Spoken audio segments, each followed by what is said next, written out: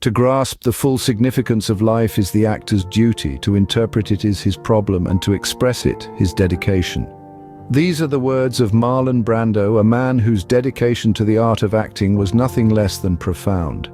Born in the heartland of America in Omaha, Nebraska, Brando's early life was far removed from the glitz and glamour of Hollywood. His family life was modest, and yet even then there was something magnetic about him, a certain allure that was impossible to ignore. With a burning desire to express the human condition through his craft, Brando moved to New York, the city that never sleeps, to study acting. It was here that he would hone his craft, immersing himself in the world of method acting and paving the way for a career that would forever redefine the cinematic landscape. Brando, the young man from Omaha, Nebraska, was about to change the face of acting forever. It was the year 1951, and the world was about to witness a revolutionary performance. Marlon Brando, a relatively unknown actor at the time, was cast in the film adaptation of Tennessee Williams's iconic play, A Streetcar Named Desire. This role would not only catapult him to stardom, but also forever change the face of acting. Brando's portrayal of Stanley Kowalski was raw, visceral, and unlike anything audiences had ever seen before. It was the birth of a new style of acting, one that prioritized authenticity and emotional truth over theatricality. This was method acting, and Brando was its poster boy. This was not acting as we knew it. Brando didn't just play the character, he became the character. He inhabited Stanley Kowalski's skin, felt his emotions, lived his experiences. It was a radical departure from the stylized performances of the time, and it sent shockwaves through the industry. But Brando was just getting started. In the ensuing years, he would go on to give a series of memorable performances that would further establish his reputation as a groundbreaking actor. In On the Waterfront, he delivered one of the most iconic lines in movie history, "I could have been a contender." He portrayed Terry Malloy, a washed-up boxer turned longshoreman, with a sensitivity and vulnerability that was deeply moving. Then came The Wild One, where Brando played Johnny Strabler, the leader of a motorcycle gang. Once again, Brando brought a raw intensity to the role that was mesmerizing to watch. He was cool, he was dangerous, and he was utterly compelling.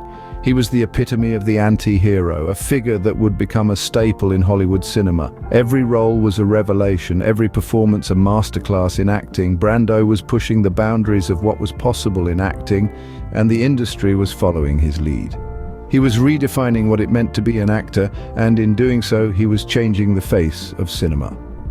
By the end of the 1950s, Brando wasn't just a star, he was a phenomenon.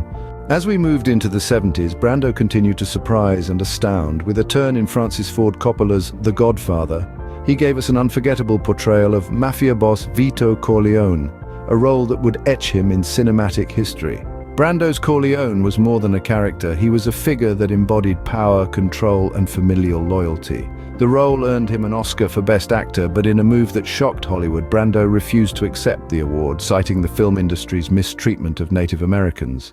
It was a moment that echoed the actor's off-screen defiance and added another layer to his legend. In his later years, Brando took on fewer roles, but his performances remained as impactful as ever. Whether it was his turn in Apocalypse Now or his final film, the score, his charisma and talent were undeniable. Even as he aged, Brando's performances were magnetic, his presence undeniable. Brando's journey came to an end in 2004, but his influence is still felt today. Indeed, his legacy reverberates through the corridors of modern cinema. His pioneering work in method acting, that intense and personal approach to character development, forever altered the landscape of the acting world. Brando didn't just play a character, he became the character, living their emotions, their thoughts, their lives. His performances, raw and visceral, continue to be a beacon for aspiring actors, a masterclass in the craft of acting. From the brooding Stanley Kowalski in A Streetcar Named Desire to the powerful Don Corleone in The Godfather, his performances are more than just memorable. They are a testament to his genius and continue to be studied, admired, and revered. Brando's influence extends beyond his performances, shaping the way actors approach their craft today. Marlon Brando, the man, the myth, the legend, continues to live on through his unforgettable performances and enduring impact on the world of cinema.